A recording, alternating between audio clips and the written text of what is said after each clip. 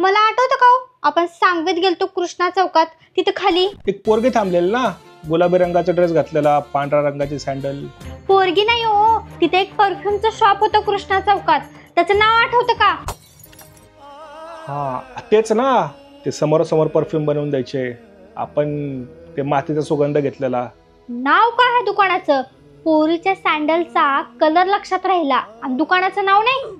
गोल्डी ना होतं, गोल्डी. अभिमन्यू चक्रव्यूहात अडकल्यानं स्कूटर घेऊन अतिशीघ्र तो सांगवीला पोहोचला.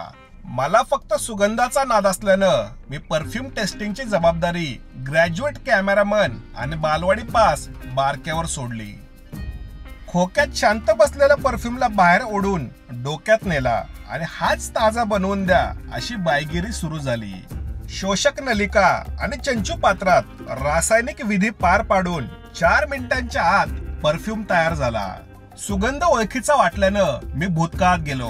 मात्र घट्ट बसवलेलं बूच पाहून मी पुन्हा एकदा वर्तमानात आलो.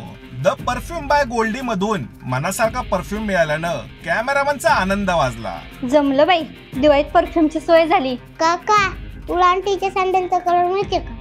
अरे पुन्हा आयुष्याच्या पेट